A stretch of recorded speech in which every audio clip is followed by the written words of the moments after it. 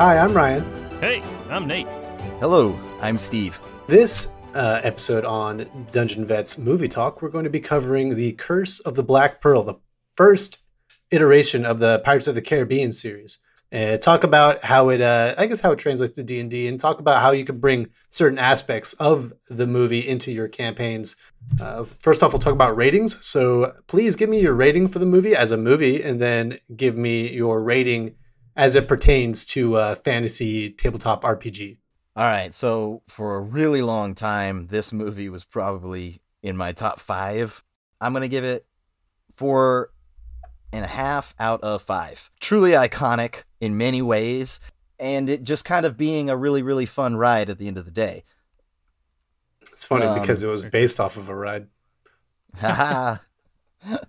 As far as my translatability into D&D, I think there's a lot of good things you can take away from this. The setting itself isn't unheard of to play in a tabletop role-playing game, even though you typically stay away from more technological advancements.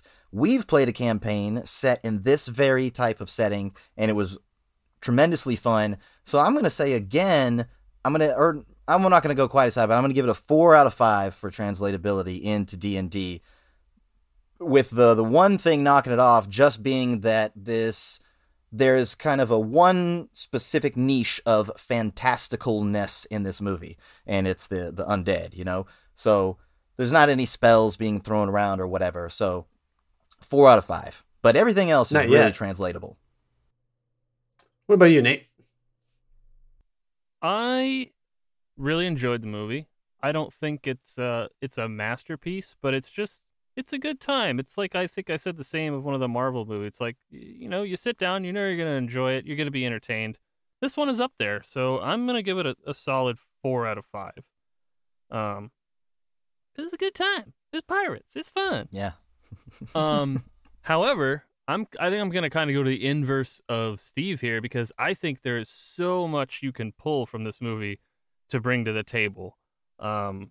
And we're going to talk about a lot of them, but it's not, everything, but it's like so many little things that you can just pluck right out, and you can basically just drop them on the table, essentially. You don't have to do much adapting. So I'm going to give it, I almost want to give it a 5, but not quite. I'm going to give it a 4.5. Well, that's still really good. I really enjoyed the movie. I'll give it a 4.5. I enjoyed it more watching it now than when I did maybe 5-6 years ago. I don't even know the last time I saw it. I caught a lot more things this serious watch through.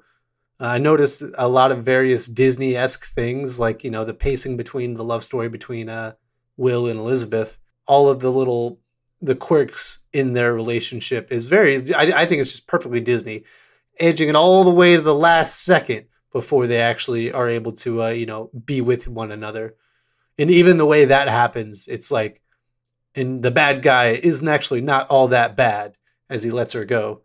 True. But the character of Jack Sparrow, at least these early iterations of Jack Sparrow, I think is just one of the best, funniest on-screen characters.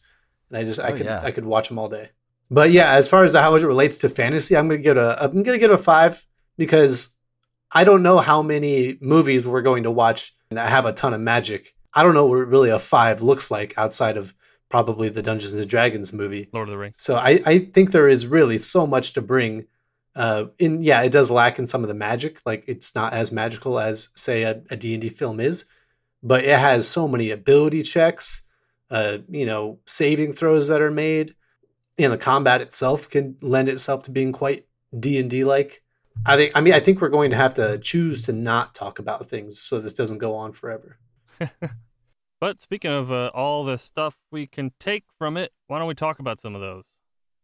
Yeah. So first and foremost, the world that this takes place in, the setting, Flintlock era, the golden age of piracy. What do you guys think about? What does your mind go to when you hear about, like, the Flintlock or the Caribbean piracy era? We, all three of us, have experienced a campaign set in this campaign level, and just like in real life, we learned in that campaign why a superior technological weapon comes to replace its predecessor. They do more damage. from a safer distance. And so it's not your typical setting, and so you're going to need to play into that, I think. You can't just abstain from technology. That it kind of creates a stilted environment that the rest of the party might not be able to help you with. And yeah, I think that the first thing that comes to mind, not just guns, but other pieces of technology, you're going to have to embrace and try to look for uses, like everyday uses of these things in your campaign. Yeah. Absolutely. 100% agree. So I think one of the coolest parts is like, yeah, you got the pirates and going and commandeering ships and all sorts of naval battles, cannons firing, really cool stuff. But also from an exploration standpoint, this is the point where like not all the islands are mapped out. There's still lots of obscure, undiscovered places, and people would find them and just set up there. And they're encountering new peoples and things, establishing relationships and contact. A lot to be had in the exploration side of things for this sort of setting. If you wanted, like if everything's not mapped out in your setting, you know, you don't know if there's monsters off the edge of the map or if there's a certain people there. I could totally imagine a party being like, let's go found a new like nation with a bunch of natives who haven't met anyone yet. Another big part of this setting is, I'm surprised no one said this, but pirates. And I think we've mentioned them a couple of times. I think it goes without saying, like, all the PCs here are pirates. Otherwise, you can't tell this movie's story. It's in the title. True. It would just be of the Caribbean. Commodores of the Caribbean. See, no, I mean, we joke, but I think that would be cool. You know, obviously it's a lot of fun to be pirates. Everybody knows that. Yes. But to be part of like the Royal Navy or something, or whatever its equivalent may be in your setting, to be like hunting down pirates with big bounties and things like that. That sounds like fun to me too. That sounds a great time. And you know, you already know that in that campaign, one of the PCs, multiple of the PCs probably have ties to the pirates. You know, that's a pretty fun campaign. A lot of exploration involved. And there's just like so many little snippets or like inspirations or starting points for a cool backstory. Doesn't even necessarily have to be in this setting either, but it obviously works really well. But like, yeah, like at the very beginning, little Will Turner shows up in a shipwreck and it's like, oh, mysterious, who are you? That's cool. That's a great start to a backstory. And it's like very open for interpretation or like whatever you want to do with it. As it's also in the title, maybe goes without saying, but the curse of the Black Pearl. Pretty cool curse, all told. Yeah. And this could definitely be a curse that you could take and take inspiration from and apply to your player characters or to an enemy or a nemesis. I think the curse probably works best with the enemies because, like in the movie, it makes the enemies immortal for all intents and purposes, and it makes them really hard to combat. And that aspect of your enemy being unbeatable, and you could expand that to mean other different things in whatever campaign you're running. Not just that, you know, a stab won't kill them, but maybe it also means that they can survive dismemberment or something even more extravagant, or they get powers because of it, and it makes them harder to combat, like I said. I think it could be cool working with the party too, but I really liked the use of it as a thing that is bad. They want to get rid of it, but it is a boon to whoever has it, abilities-wise and combat-wise. Let's say that this is, your enemies or some ancient, or not ancient, but some evil pirate in the oceans is this immortal crew. And they're running amok all over the Caribbean equivalent in your world. At what point do you introduce them? Do you think in a campaign that they're introduced immediately as like the end boss enemy? And what tier of gameplay would you actually consider that to be a final fair fight at the end? Because these seem like high tier 2, maybe tier 3 enemies, if I'm being honest. I like the idea of maybe trickling in like rumors or legends and things like that in the beginning of, you know, these immortal undead pirates. Everyone's heard of the legends or, you know, the curse of the Black Pearl or the whatever else. And then eventually, you know, maybe while the party is getting done with another fight between maybe two factions, and then on the horizon they see black sails and a cloud following a ship going over the ocean, heading directly towards them, and they're like, "Oh no, we gotta get out of here. There's no way we live." I also, I think it would be neat if you could fit it in to kind of see the Black Pearl and the Cursed Crew go like totally screw up somebody else. Like you could see them just absolutely destroy or like overwhelm another ship that is within sight. So yeah, I think that you shouldn't do it right away. The legends, rumors thing, I think, is a really, really great way to set the stage for it, and then introduce it later at, as Jack would say, the opportune moment. I really like the idea of the Death Pirates from the movie and taking that idea and running with it, because I really don't think they are doing all that they could be doing.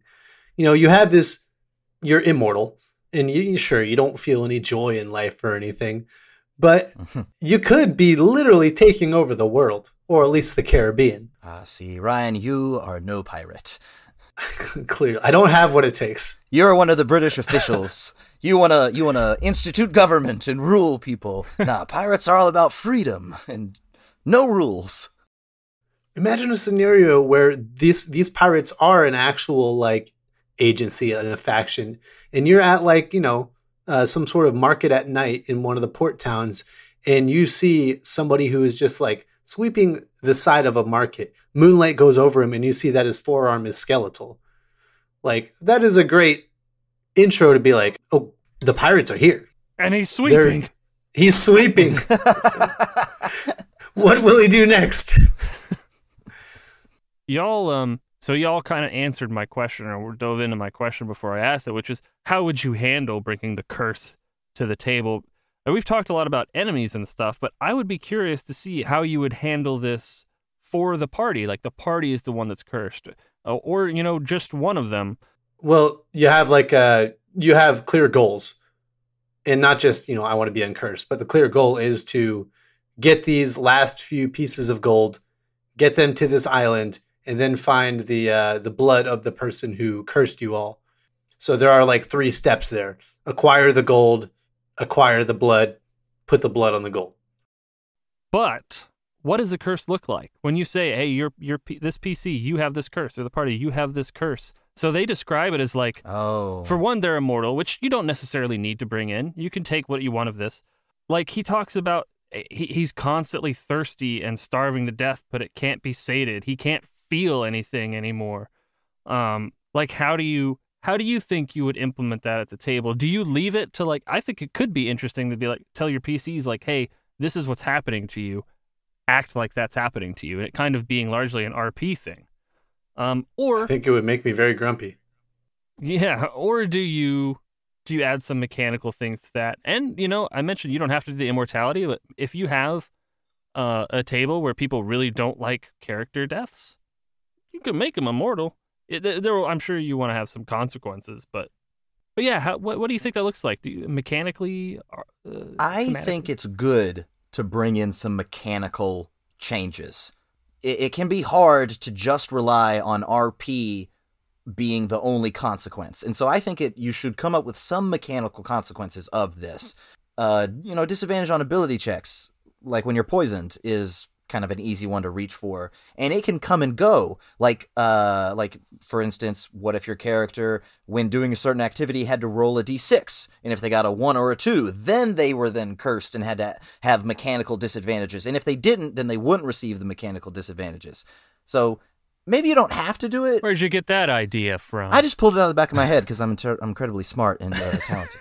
But I think that something, even if it doesn't happen every single time, is a good idea to have. If it's the whole party, I think I make these mechanical changes affect social. Maybe like if the whole party is cursed. Yeah, you know, that okay. Basically make it to where like you gotta like really do something here, because you can't go back to society at this point. Maybe you smell like you're rotting. You know, maybe when. Maybe you can't get you clean. Maybe you just always look, and then, you know, all your charisma checks are shot, and you have to come up with ways of like, we have to steal the gold because they won't give it to us.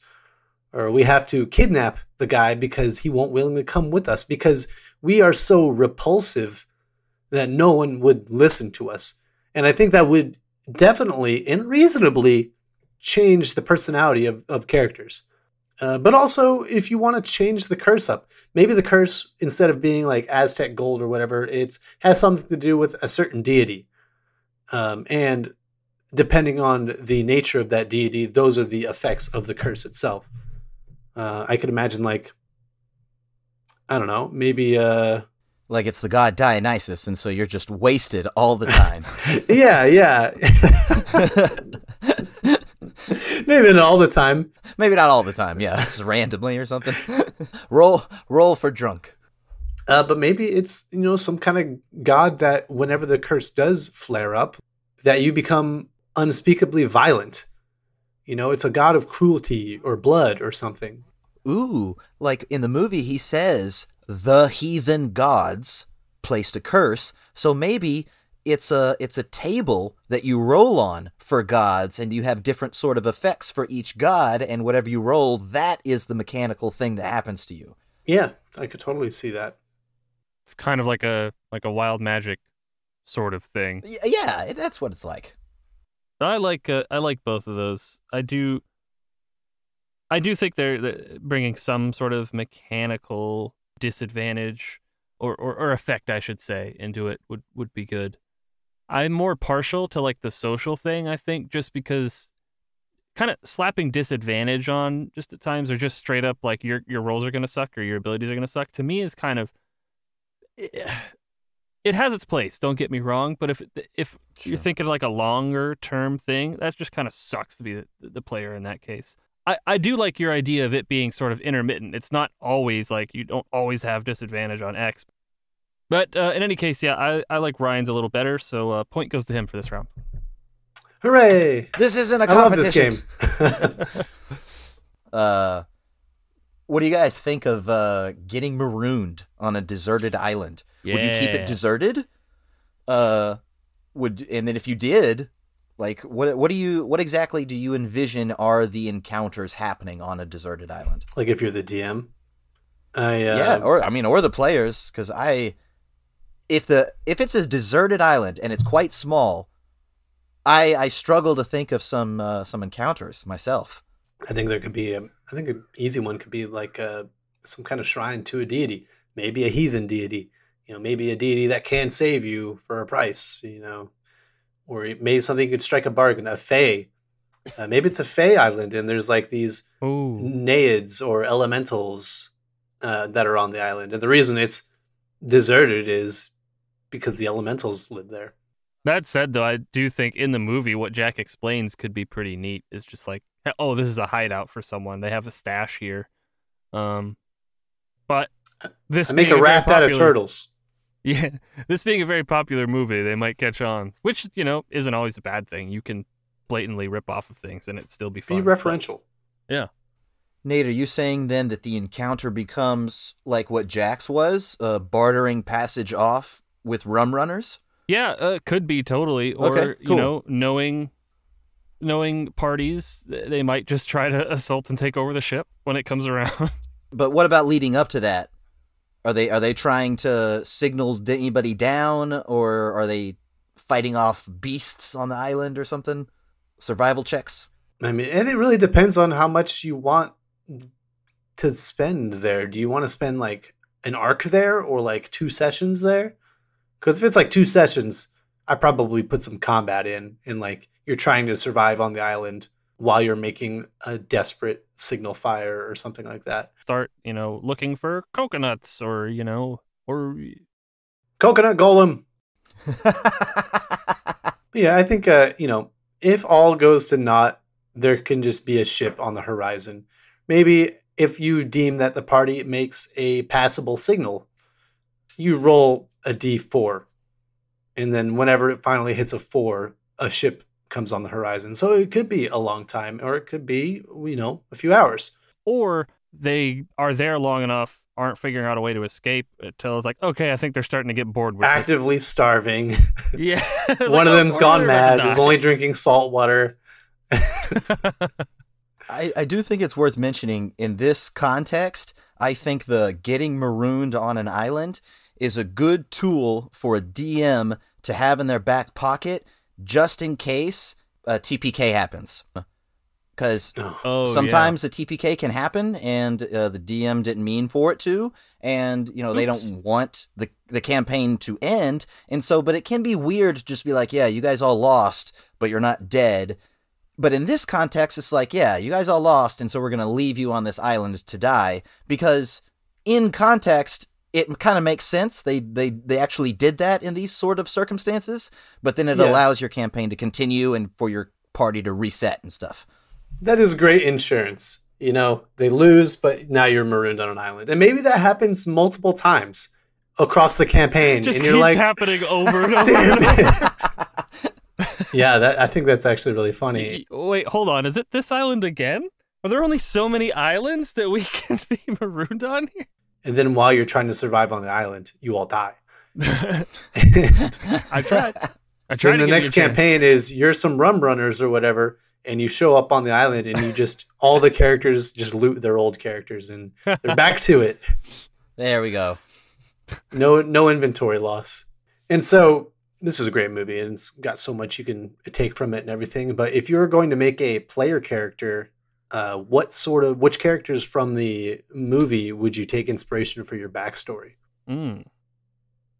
Like, are you just, I almost said Johnny Depp. Are you just Johnny Depp and you walk into Port Royal as a former pirate? It's his backstory is a very typical D&D backstory. Yeah, I used to be a captain and I got betrayed, and currently that's why I'm just like this level 3 walking around nobody. But I'm a captain. Call me captain.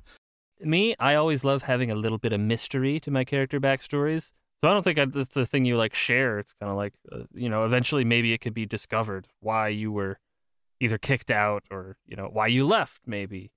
A lot to work with, I think. And I think that's neat. I think I become, if I'm going to take a backstory, a Port Royal Marine or something that falls into some stupid deal or something and has to become a pirate. Or maybe he gets court-martialed for some reason. And instead of getting hung, he's like, screw that, I'm going to go be a pirate. That's pretty good. Yeah. I like that. You're one of the guys that stops him from getting on the ship, aren't you? Yeah, I'm one of those two dummies. One of those two. And then the guy who is court-martialing you, the Norrington or whomever, that's my final boss.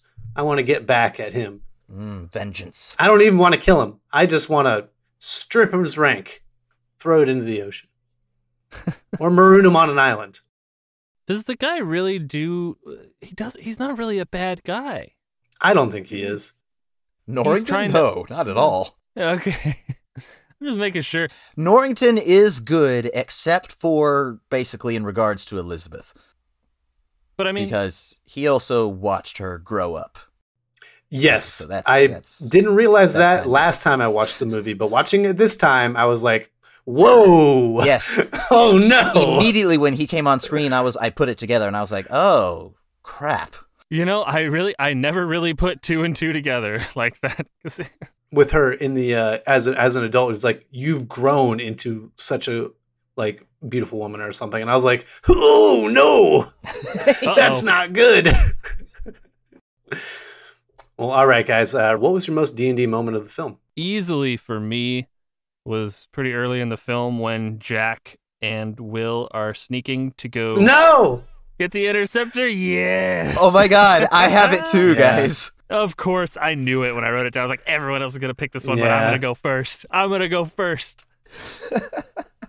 They get under the boat, and they do the sneaky, and then Will makes some kind of bad roll, and he's like, okay, you step in a lobster trap or something.